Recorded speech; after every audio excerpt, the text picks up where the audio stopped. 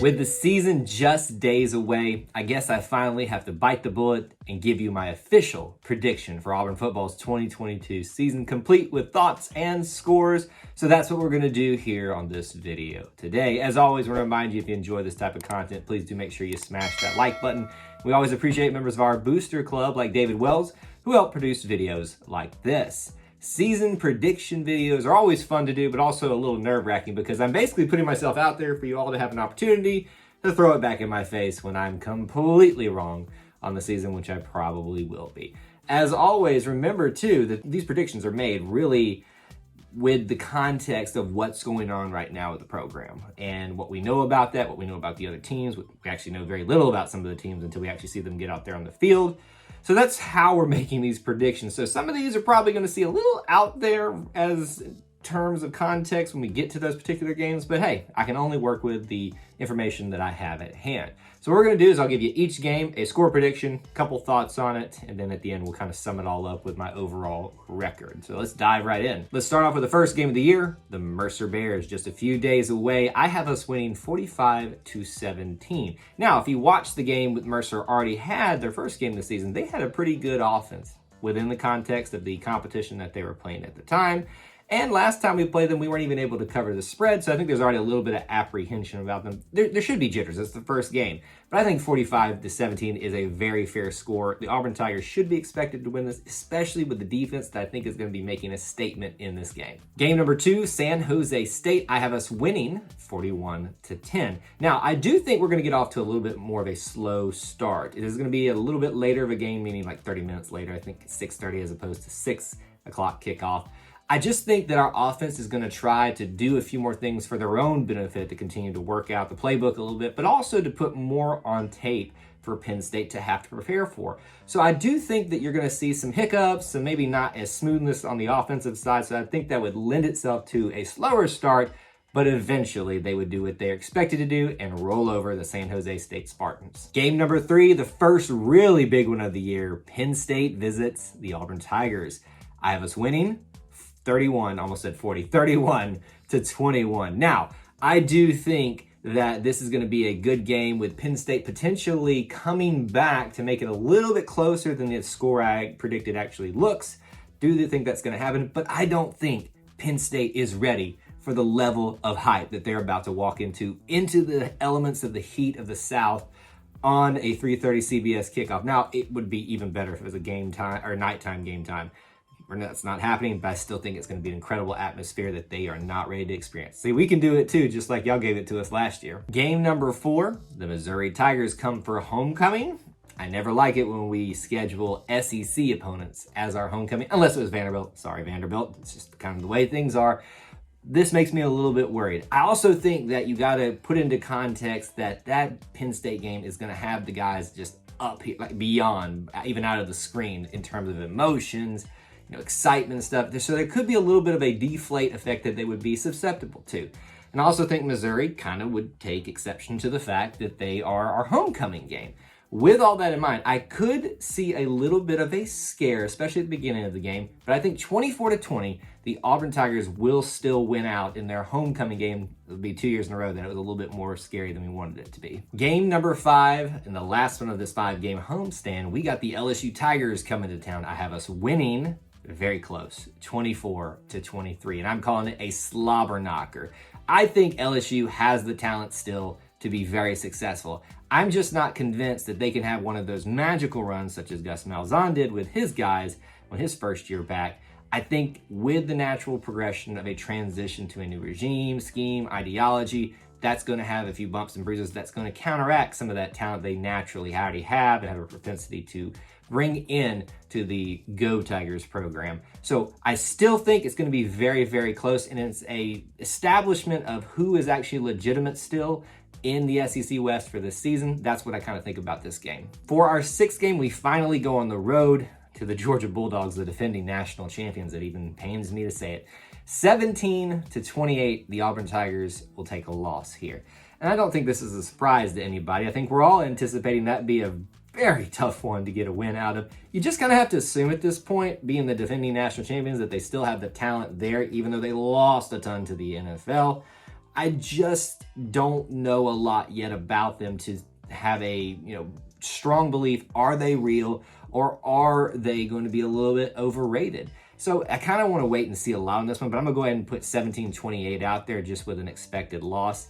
I do think Auburn can be competitive times at this game, but I think it's going to be tough for their first game on the road. Game number 7, the Ole Miss Rebels. We go visit Vaught Hemingway Stadium, and sadly, I predict that we lose this one 30-35. I think this is the one that's going to be the most controversial out of, well, probably not, one of the more controversial picks in my predictions, because I think a lot of people are very excited about this game and think that we're going to put it to Lane Kiffin.